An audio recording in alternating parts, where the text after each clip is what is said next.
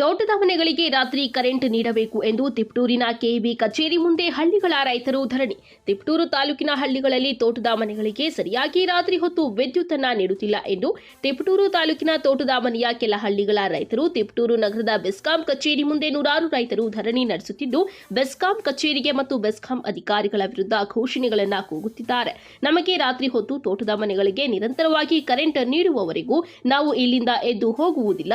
KEB ಕಚೇರಿಗೆ ಬೀಗ ಹಾಕಿ ಮತ್ತು ರಸ್ತೆ ತಡೆ ನಡೆಸಲಾಗುವುದು ಎಂದು ಘೋಷಣೆ ಕೂಗುತ್ತಿದ್ದಾರೆ. ಸ್ಥಳಕ್ಕೆ ಆಗಮಿಸಿದ ಬೆಸ್ಕಾಂನ ಎಡಬ್ಲ್ಯೂಇ ಮನೋಹರ್ ಅವರು, ನಾವು ರಾತ್ರಿ ಹೊತ್ತು ತೋಟದ ಮನೆಗಳಿಗೆ 2 ಫೇಸ್ ವಿದ್ಯುತ್ ಅನ್ನು ರೈತರಿಗೆ ನೀಡುತ್ತಿದ್ದೇವೆ. ಯಾವುದೇ ಕಾರಣಕ್ಕೂ ಕಂಡೆನ್ಸರ್ ಹಾಕಿ ಮೋಟಾರ್ಗಳನ್ನು ಚಾಲನೆ ಮಾಡಬಾರದು.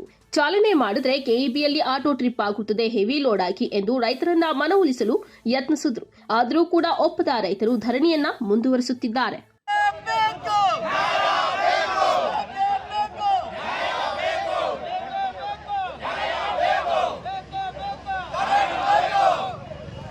ಮನೆಗಳಿಗೆ ತೋಟದ ಮನೆಗಳಿಗೆ ಸಾಯಂಕಾಲ 6 ಗಂಟೆಯಿಂದ ಬೆಳಗ್ಗೆ 6 ಗಂಟೆ ತನಕ 3 ಫೇಸ್ ಹೊರತುಪಡಿಸಿ ಇನ್ನು ಉಳಿದಂತೆ ನಾವು ಕರೆಂಟ್ ಕೊಡ್ತೀವಿ. ಆದ್ರೆ ಏನು ನಿಮ್ಮ ಮನೆಗಳು ಇದಾವಲ್ಲ ಅದಕ್ಕೆ ಮಿತಿಯಾಗಿ ನಾವು ಕೊಡ್ತೀವಿ. ಈಗ ಏನ್ ಬರುತ್ತೆ, ನಿಮ್ಮ ಒಂದೊಂದು ತೋಟದ ಮನೆಗಳು ತಗೊಂಡ್ಬಿಟ್ರು, ಒಂದೊಂದು ಫೀಡರ್ ತಗೊಂಡ್ರು, ನಿಮ್ಮ ಹತ್ರ ಒಂದು 30 ಮನೆ ಇದ್ರು ಹೆಚ್ಚು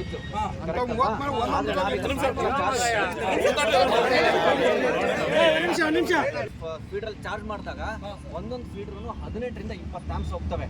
ಆಯ್ತಾ, ಅಲ್ಲಿಗೆ ನೀವು 10 ಆಂಪ್ಸ್ಗೆ ನಾವು ಇಟ್ಟಿದ್ದೀವಿ. 10 ಆಂಪ್ಸ್ ಕೈದೆ ಅಂತ ಹೆಂಗ್ ಗೊತ್ತಾ ಸರ್? ಆಯ್ತಾ, 10 ಆಂಪ್ಸ್ ಬಾರ್ದು ಮನೆಗಳು ಅನುಗುಣವಾಗಿ ಕೊಡಿ ಅಂತಿರೋದು. ನೀವು 30 ಮನೆ ಹಾಕೊಂಡ್ರೆ ಎಷ್ಟು ಆಂಪ್ಸ್ ಗೊತ್ತಾ?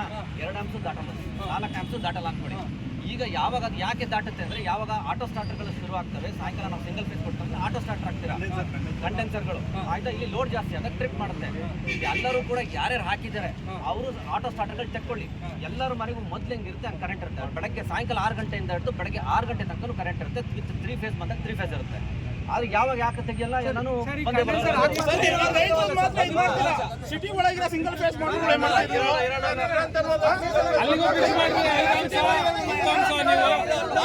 ರೈತ